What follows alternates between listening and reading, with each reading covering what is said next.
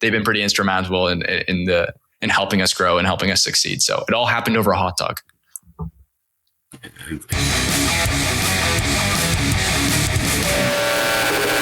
I'm curious, when you have someone coming to you and says, hey, you know what, I want to expand my restaurant group and I want to kind of take it to that next step, whether that be from a cuisine perspective or a, design perspective or getting into a new average guest check. What are those first things that you're saying, hey, you should probably think twice, or you should think more about this before you make that decision? So you're talking about somebody expanding, so they're already in the business and they have 1 or 2 units, let's say, and they want to. They're still crazy. Yeah. So we have multiple concepts, right? We have steak, we have Southern, we have Mexican, we have Tex-Mex, we have a deli, we have a diner. So we do a lot of different things in the business, and every time you add a concept, you add ridiculous complexity to your overall organization. So instead of one menu change per year, we have to do 9, right? And so the amount of time and energy it takes to keep various concepts current as opposed to one concept current is exponentially more difficult.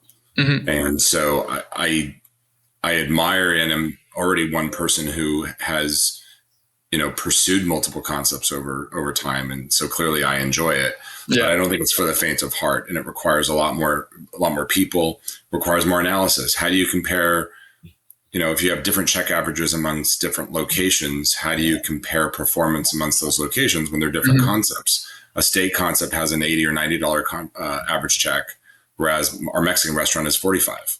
Yeah. Right. So you can compare them in other metrics, maybe, covers per labor hour or, percentage based comparisons. But when it comes to dollars, you're not as apples to apples. So everything becomes more complex: design, operations, menu planning. The first time you open a new restaurant, your kitchen design is going to be based on assumptions. Did I know when we opened our first succotash that chicken and waffles would be the number one seller? Yeah, we did. But we didn't know that we should have bought a larger pressure fryer than we did.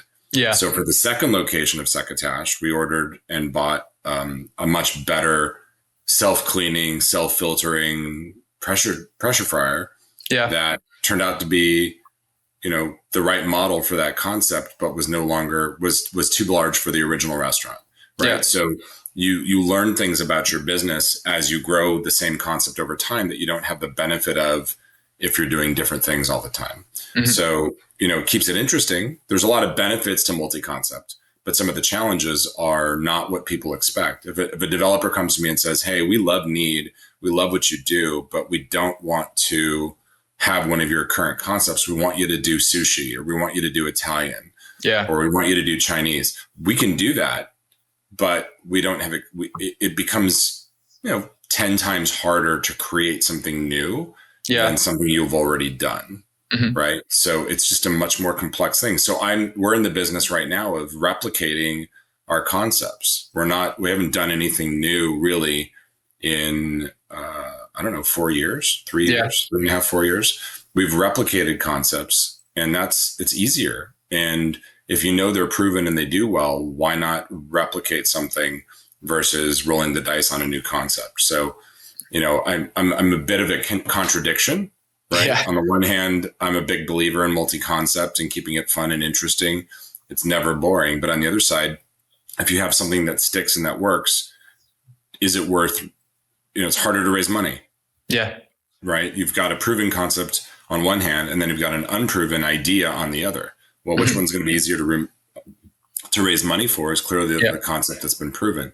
So there's a number of pros and cons in that, but I hope I answered your question. No, perfectly. I think that's I would generally steer against doing something new if you've got something proven that works well that has not reached its full ability, right? Yeah. If you're in a big city like Austin, and you only have one location of Bob's Burgers, and that you could add 2 or 3 more to the city without kind of cannibalizing your existing operation, why not? Yeah. But if you've already saturated the city and you don't want to leave, maybe it's time to do a new concept that doesn't compete. Yeah. So there's a lot of arguments, pro and con. And I think some of the best restaurateurs in the country have not stuck to their knitting, and they've done new things all the time. Atlas, Star, Boca, Fox, just to name some of my fellow restaurant groups that are big, bold, and those that I admire. Yeah. So those are my 2 cents. Definitely. I mean, I even look at like MML here in Austin, and they have coffee shops, fine dining, pizza joints. It's quite interesting. When I worked in restaurants, I was working for a group that had lots of different concepts, but they all kind of had the same average guest check, right? So it kind of meant that a lot of the food that they could serve, maybe the mainstays in the menu are going to be unique to those individual units, but they would have like maybe the same pizza that's getting sent out at all the different locations, stuff like that. When I'm looking at KNEAD, one thing I see is that kind of that variety of the guests that might come in. It might be a different guest that goes into, your deli versus something else. How do you guys look to the market to try to create consistency so that, obviously when you're expanding that same brand, that's one thing. But how do you kind of create as much consistency as you can to make it as simple as possible, going from drastically different concepts? I mean, consistency is really about the leadership and the execution, right? So you create a concept. A lot of chefs will change their menu every week. They don't really need any consistency if there's nothing consistent, right? Yeah. So in our business, I used to go to, there was a restaurant that I won't name that used to they would change half their menu every week. And the items that they took off their menu are the ones that I really loved from the prior week. Yeah. And I was always irritated because I'm like, this is delicious. I can never have it again. And I think, we are creatures of habit. And if you find a restaurant where you love what they do and love what they serve, you're going to keep coming back for that thing. And you don't want them to mess with it. Yeah. You're okay with them creating other items around that, but don't mess with my mole. Don't take off my chicken and waffles. Don't screw with those wings. Yeah. Right. So those things are all recipeed. They're all portioned. They're all measured. It's amazing how hard it is to get chefs to use measuring spoons. Right. It's like, that's about right. Yeah. That's inconsistent because those wings are not going to have the same amount of rub on them if you're eyeballing it. Yes. And you're a chef, that if you're not disciplined in your portioning, you're going to find that salad creeps in size over time. I worked in many kitchens throughout my career, mostly for training purposes. And I would work a salad station. And if you don't, you're grabbing greens out of a bin, your grab increases over time so that salad is now 20 or 30% larger than it was before. And now the amount of the 2-ounce ladle of dressing is no longer enough to get the right amount of flavor because your green grab has grown without you even knowing it. So portioning, recipes, consistency. My partner Michael and I, we eat in our restaurants all the time. We sit where the guest sits. We don't eat everything on the menu every time, but we're very involved in making sure what goes to the guest is the right food. And we have probably a larger executive team than most restaurants groups of our size because we want our executives in the restaurants eating, tasting. There's a line check done twice a day in every restaurant. Where the chef tastes everything on the line, adjusts the seasoning, make sure it's right. And when you eat the same thing, 250 days a year, when it's not right. Your palate is trained. So I think consistency comes from recipes, execution, line checks, and eating. We use jiggers for every drink in our restaurants. Yeah. Right. Yes. Bartenders can count. And they can do pours and they can do this and they can do that. But the right way to get a margarita to taste the way it's intended is to measure it with a jigger. Measure that tequila. And bartenders don't like it because it hurts their freedom of looking like they're professional artists in what they do. But at the end of the day, that bartender is now serving an extra quarter or half an ounce in every margarita. And in one margarita, it doesn't really make any difference. But if you're serving 200 margaritas a night, oh my goodness, and every one of them is a quarter ounce over, you're a bottle or two in the trash. Yeah. And you have an unbalanced margarita that's either too strong or too weak. And now the guest is like, oh, that I didn't taste the tequila, or wow, that was too strong. I'm not going to order that next time, simply because somebody thought that what they were doing was accurate when it's not. Yeah. So does it take a little longer to use a jigger? Yeah, a little bit, but but the amount of money it saves, our beverage costs are the lowest I've ever seen of a restaurant group, because we portion control what we do. And I think consistency is all about discipline, portioning, and then following up. I've never understood not wanting to use a jigger. But if you're a professional cocktailer, you want to pour, you don't want to be measuring. It's not sexy. It's not a sexy look, Maybe. So I get the visual. You don't have Tom Cruise in Cocktail using a jigger, that's not sexy. But it's also the fastest way to the poorhouse. Yeah. It's funny for me. Like, I'll always have pushback on this, because I think growing up in Canada, it's very illegal to free pour. Like, you don't. So every bartender and every cocktail bar measuring things. Yeah. It's going to be like, I learned how to use everything with a jigger. Like, that was how we did it. And listen, we're in the business of getting paid for tips. You're going to find a way to make it exciting. Right. But the one thing that I noticed was the drink always came out the same way. And the result is the customer having something that I know people like, right? Like, I'm not going to accidentally put a quarter of an ounce, because a quarter an ounce of tequila into, like, you're going to taste that, right? And even if you don't, you're wasted it. There's no benefit to the guest. Exactly. They don't know that you've done it. They're not tipping you extra. And their drink is no longer perfect, based on the original recipe. And so nobody wins, but the house loses, because now they've got all the tequila that was wasted, and their variances are off, and their theoreticals off. Yeah. And now you got to go dig and figure out, well, did somebody steal that bottle of tequila, or are you overpouring? Yeah. Right. So, it doesn't make a difference in that, couple of drinks. It's when you amplify that drink over, how many margaritas do I sell at Meavita a day? A couple thousand on a busy Saturday. Yeah. That's cases of alcohol in the trash. How much of that accuracy and consistency starts with that leadership team, right? You guys have a larger than, let's say, typical, as you said, executive team. How much of that really starts there? I think it starts there, and I think it ends there. Right. It's constant, trust but verify. It's one of the mantras in our company. We've trained you. We put you in kitchen training for a month. We put you in front of the house training for a month. Our front of the house managers train in the kitchens. They do prep. They do the line. They expo. They bartend. They have to be able to go behind the bar and make drinks if the bartender is weeded. Yeah. Well, they can't do that if they don't know how to do it. Most managers can't bartend to begin with. So, it's about follow up. The restaurants that get the least amount of attention are the restaurants that, generally speaking, are the worst well-run, right? They're the worst run restaurants that get the least amount of attention, because and I don't mean our people are children, but every child needs its parent, right? Every restaurant needs its leadership team, and a general manager and executive chef, they're fantastic. They're the ones that run the day to day. But if you walk into the same restaurant every day for a year, you just don't see what's in front of you anymore.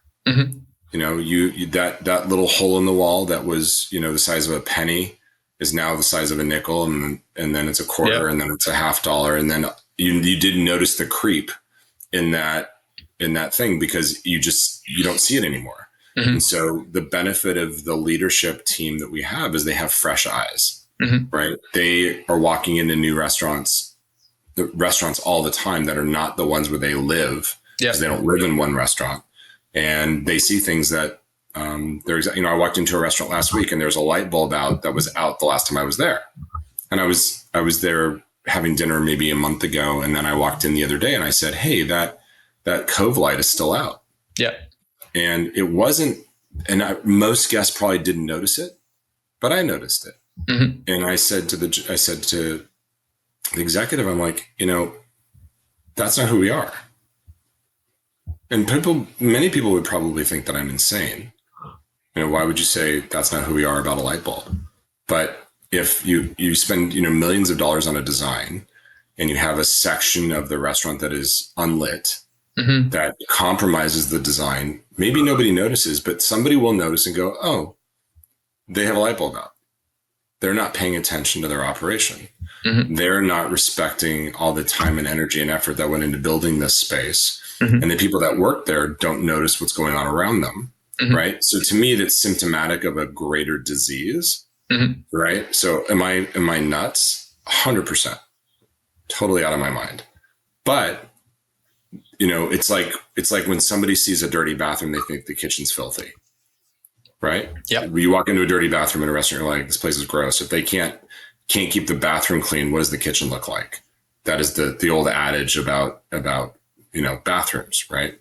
Same thing for me with light bulbs or dirty windows or booth cracks or gum under a table. They all are symptomatic of people that aren't paying attention to their business. And if you're not paying attention to the things that the guest sees, then what's going on behind the scenes where the guest isn't spending time.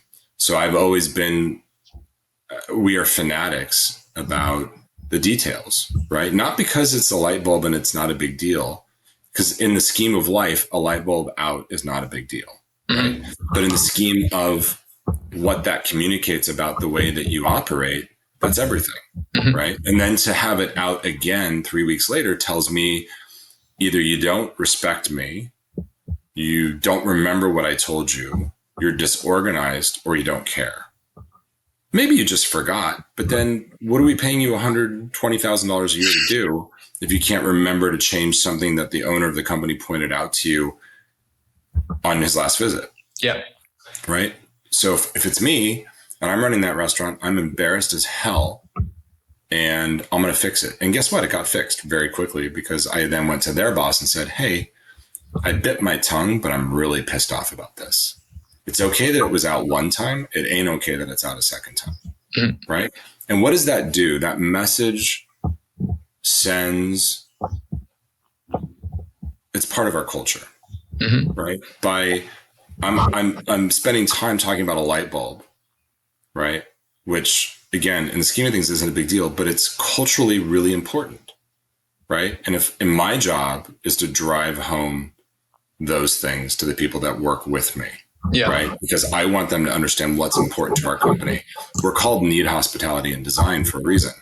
We design our own restaurants. We create our own concepts. We run and raise money and operate and go insane all the time about all these things. So that's who we are. And if you want to work here, you need to be as close to our level of insanity and detail as possible. Otherwise, you're not going to be successful here. So when I have these conversations, they're moments of opportunity to reinforce culture and brand and who we are. And that's really the exciting thing for me is, wow, there's a mistake here, but I can capitalize on that mistake for the betterment of the company. And now I've had a conversation with an executive about that restaurant's failure to pay attention to something, who then will talk to the general manager about their failure to focus on this thing and hopefully reinforce the importance of the details. Yeah. If you have enough of those conversations over time, you've helped reinforce that culture and reinforce that person's employment and reinforce that person's level of care. And now they're bought into that cult of who we are, that insanity. And now they're going to start rubbing off on their managers and their servers. And maybe they spend a little bit more attention on the way that server press their shirt or clean their apron or comb their hair or their knowledge of the specials for the day or things like that. So I think it all sort of just flows down, and that's where I get excited about that level of consistency in the, because I we have soon to be 13 restaurants. I can't be in all the restaurants at once. So if I'm the only one that sees the things that are important, then we fail. Yeah. So you got to find ways to communicate what's important when you're given the opportunity to do so. Yeah, it's the best in the world want to be around the best, and the best in the world aren't. Yeah, they're not scared to be held accountable.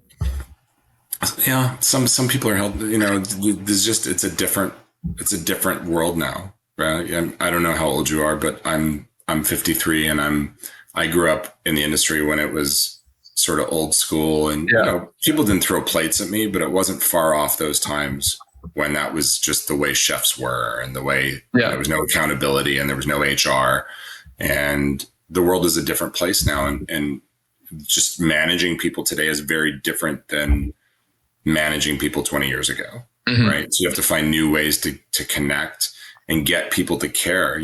But you can't force them to care, right? It's either in your character, as you just mentioned, the best want to be around the best, right?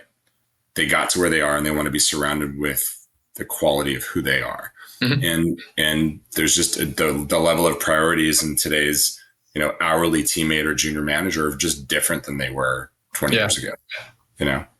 I'm just old enough to be pulled into a chef's kit or chef's office and screamed at for, having a rag that was too dirty, working behind the bar, and not understanding at the time that if the thing that's supposed to be the clean, the bar is dirty, then they're assuming that you're making the bar dirty by cleaning it. So it's all about what does and it's like, oh, well, obviously. And now when you go to a bar, I look at it every time. When you see the bar towel, you're part of the insanity that chef helped create in you.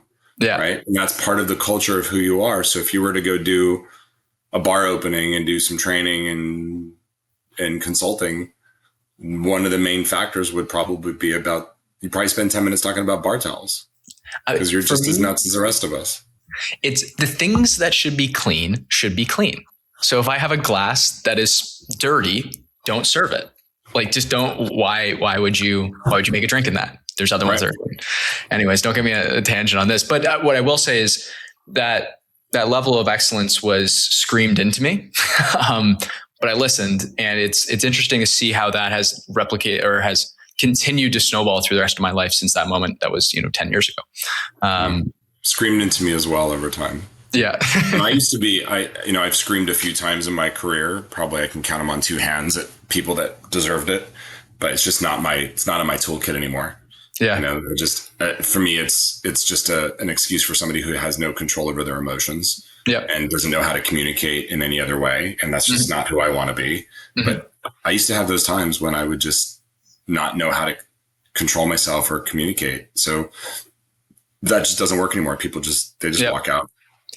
Now that you're at 13 units, or you're soon to be, it sounds like, how much of your culture do you find to be self-selecting, where you can bring in a new employee and the culture of the employees around them are going to select in, select out? I think it's getting better and better. We still have to hire from the outside at times. Yeah. Most of our promotion, like we just opened 2 restaurants in Virginia Beach, which is, 200 miles from DC. So we moved 2 of our senior people in the company there to run those 2 restaurants together, one front, one back. But the other 7, 8, 9 managers and chefs are all not from Virginia Beach. So, we've had to kiss some frogs to find the princes and princesses, right? Because what we're selling may not be for everybody. Yep. Right. And so by importing that culture to Virginia Beach with leadership, they will select people that we think will do the job well. And then those people will either rise to the occasion and help us build that culture, or they'll opt out. Right. And so I think it's really important that from a leadership perspective, you have that, those people that can help encourage a self-selection process. But it takes time. I think it'll take us 6 months to really build our core. Generally, when I open a restaurant, even in a city where we have multiple restaurants, it's about 6 months to build that core team. Yeah. And pretty much every restaurant I've run in my career, and those who are listening to this, if they're being honest, they probably turn over half their staff in the first 90 days. Right. Because most people interview well. Right. Doesn't mean that they're going to be good at their job, but most, not all, some people are just really bad at interviewing and they don't get the job. But those that are good enough will get the job. And then you find out what they're really made of, right? The interview just tells you a snippet of who they are. Oh, they're not on time to work. They failed their test. They can't press a shirt. They can't manage more than 2 tables. They can't grill a steak, right? You don't know those things until you've seen them in action. So we've had, it's really hard. And then once you build that core team, then you're able to help them provide professional and appropriate peer pressure to the people that are new. Because the veterans are the ones that are training the new people, right? Well, it's just not how we do it here. And, do you want to end up working side by side with this person? And oftentimes a trainer will say, this person's not going to make it. And here are the 7 reasons why. Because they don't want their guest sitting in that section when they happen to visit next time. And they don't want to put the restaurant at risk, because if the restaurant isn't performing well, that affects their income in the long run. Right. So smart people understand that. Certainly. And you just got to build that core team. That takes a long time. We have 2 very busy brand new restaurants in Virginia Beach. And we have, 8 people living there right now, visiting. Yeah. And mostly in management and chef roles, because we need the help, and we need to, people learn by watching in this industry. They don't learn. You don't open a recipe book and read it and learn. You need to work with a prep cook or a chef who understands how to get stuff done quickly and correctly. And then you can model that behavior for the person that's watching you, and they become an expert. Right. So we've had to bring in a lot of help, and we're opening in Philadelphia in 30 days. Philly's probably a more grounded food city, right? There's a lot of restaurants. It's a really respected food town. It's a fantastic city for restaurants. So finding sort of that base level of hourly teammate, maybe it'll be a little easier there. Yeah. Right. Maybe we'll need to support it a little less, but we're also moving 3 people there to help us run that restaurant so you send experts in to help build the culture as opposed to hiring everybody new. Yeah. I think that's when you have the option to do that, you're in a much better situation for success. When do you decide to hire someone who might not necessarily have the skills yet, but they might have the hunger? So you're hiring for the potential versus hiring for the expertise. Every chance you get. If the attitude is there and the effort and the energy, who doesn't want to work with somebody who's excited to be there? Yeah. Right. It's infectious. So if you find those diamonds in the rough, grab them. Just make sure your whole cabinet isn't filled with rough diamonds. Yeah. Because then you're just not going to execute properly. You can have a couple of projects, but you can't have everybody be a project. Yeah. Right. So you need experts. You need people that understand how to open a bottle of wine and how to properly mark a table and how to properly fold a napkin and how to speak to a guest. But you can have a few people, and generally, the business has a nice hierarchy to it. You can come in as a busser, then you can be a runner, then you can be a server, then you can be a bartender or bar back, and then a bartender. You can work at the host stand. So there's a lot of ways to move up, both from a responsibility perspective and an income perspective. There's just a natural progression in the industry. So, we hired this 17-year-old runner in one of our new restaurants, and he's like, I really like it here. And I said, well, why is that? He's like, because this place is high end and it's polished. And I worked at Chipotle, and I was surrounded by people who just didn't care. This kid's 17, and I'm like, wow, to me, that shows some level of maturity that you don't see in teenagers as often as we'd like. So that kid is now somebody I'm a little more invested in, because he's shown an observation that I respect. Now he's late all the time. He can't work, from what I understand, that he's been late a number of times, and he disappears off the floor in the middle of service because he needs a break because he's tired. Okay, well, so he's sending some mixed signals. Yeah. But, he's 17. So spend a couple of counseling forms and explain to him how things are going to work here, and he can decide whether this is for him or not. Yeah. Right. So but you can't have a restaurant full of those kids because the place falls apart. Exactly. So have some projects, but if everybody's a project, you're kind of an idiot. Yeah. You're just gonna be chewing their food, and you're gonna be a really miserable manager or chef who has a really bunch of nice people working there, and you can't get the job done. Yeah, certainly. Good news. This kind of goes into one of my last questions here that I was really curious about. So for me, where this question comes from is when I first started working at restaurants, I worked at a bar that was across the street from the office building I used to work in. So I worked in finance. I graduated school, didn't want to do what I thought I was wanting to do. And I was like, hey, we used to always go to this one spot for drinks after work. I'm going to work there. And it wasn't the best environment. The GMs were never on the floor, which meant that there was never any structure or anything like that. And I ended up moving to another spot down the street that was amazing. And they had like a really exciting interior. They had a really sophisticated bar program, and you could see that. And that was what caught my eye, was like, hey, I see this place that visually they care about more than just the food, more than just where you sit down, but all of the experience. And that caught my eye. How much do you find your design playing a part in the hiring, expansion, the growing of those restaurants as you are, breaking ground and bringing them to life? I think it only helps, right?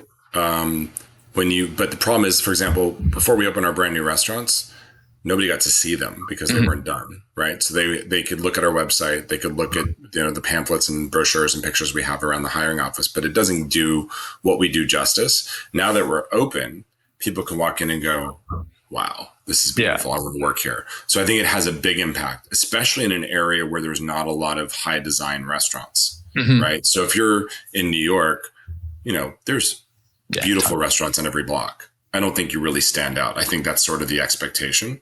But if you're in a city that doesn't have a lot of vibe and a lot of energy and cool lighting and beautiful ceiling height and structure, I think you have an opportunity to really attract people, even if you're not a known entity, simply by, wow, this is beautiful. I'm going to work here, right? Who doesn't want to be surrounded by something beautiful whenever they have an opportunity, right?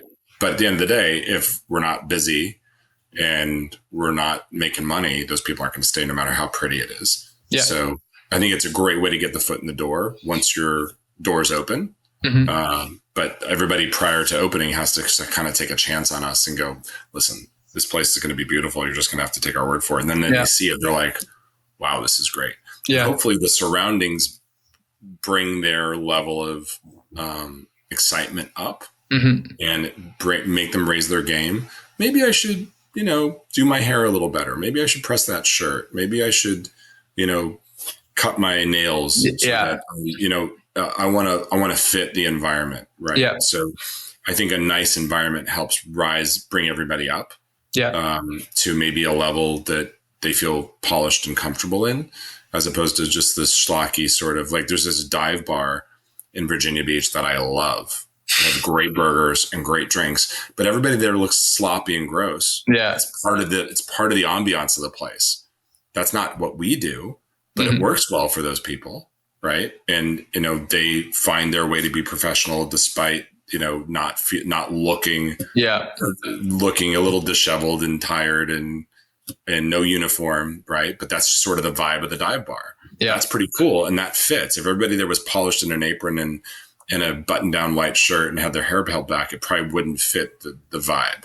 So I think that's really important, that everything sort of meshes well together and that the teammates that we hire feel good. At the Grill, which is our upscale steak concept, we have an open kitchen and we give all of our line cooks Grill logoed chef coats. It's amazing. We didn't have them in for the first couple of days of opening, and everybody sort of just looked okay. They were wearing black t-shirts and aprons, but there was no uniformity to it. There was no visual, and it's in the dining room. The guests can see that. And then we put everybody in our beautiful chef coats, and they just work more cleanly. They work more as a team. The uniform brings uniformity. It connects them, right? So is that uniform part of the design of the restaurant? Yeah, it is. because it's an open kitchen. If you have a closed kitchen, you don't really care what people look like as much. Yeah. Even though I do, maybe a chef doesn't care as much if his team isn't visible. But when you're visible in front of the guest, everybody's watching you. The guests are watching you if you pick your nose. They're watching you if you have a dirty kitchen towel. They're watching you if you put your fingers in your mouth. Yeah. Right. So just the heightened awareness of that design choice brings an element to the sophistication or not of the restaurant around it. Yeah. So it's all connected. It's all pretty interesting. Yeah. To me anyway. One thing that's really come off the page, I think is just how your obsession with driving excellence. And I think that that's important, especially in an industry that involves serving food, right? Like I want to know that the person leading the charge cares about the cleanliness of the food that I'm eating, right? The health standards. But more importantly, restaurants are so unique because it's one of the few times where you'll leave everything behind and experience something, and you should experience it for what it is in that moment, right? When you go to celebrate, you go to a restaurant, you celebrate it with friends. And I think what's really cool about restaurants is we get to cultivate those moments. And I want to know that if I'm going to a restaurant and spending my money on it, they're excited to share what it's going to be part of this experience, part of this moment. And that can only really happen if you're truly obsessed about crafting that vision, right? Like, I know from working at two different restaurants most recently, one that was and one that wasn't, it bleeds down to your point, right? Like the bartenders really do care. The servers really do care. The food really is inspired, stuff like that. So thank you so much for taking this time to come on and share that with us. Jason, I really do appreciate it. Oh, it's my pleasure. Like I said, we love to do the almost like the intro at the end. So at this point, I'd love it if you could share a little bit about yourself, your background, and tell people a little bit about who you are. Who am I? Jason. Let's see, I'm 53. So I'm been in the restaurant industry since I was 15. I worked at something similar to a Pioneer or Kentucky Fried Chicken called Pioneer Chicken in Los Angeles, where I'm from originally, as my first restaurant job. My uncle was a regional manager and ran 3 of these Pioneer Chicken locations, and he got me a job, and I got to understand the difference between a breast and a thigh, because I really didn't know the difference until I was filling chicken boxes all summer long in my 15-year-old polyester outfit. And from there, just always loved the restaurant business and worked at Wendy's in fast food. They got, I guess, a little promotion to Wendy's thereafter. I actually really wanted to work at In-N-Out. Have you been to In-N-Out before? Oh, yeah. I really wanted to work there, but the hours didn't work with football practice back in high school. Waited tables throughout college, and just loved the business. My father used to take me out to eat all the time. Food was always a centerpiece of any family event. And so, restaurants and hospitality have always just been in my blood. Waited tables for probably 6 or 7 years through college and thereafter, while I was trying to figure out what to do with my life, and worked for a restaurant group called, it's now called Hillstone. Yeah. You know them, based in California. And I opened restaurants for them and left to go do other things, and then went to grad school, got my MBA, and then got back in touch with Hillstone and said, "Hey, do you hire MBAs?" And they said, "No." And I said, "Well, you should." And then over the next 6 months, we figured out a program for me.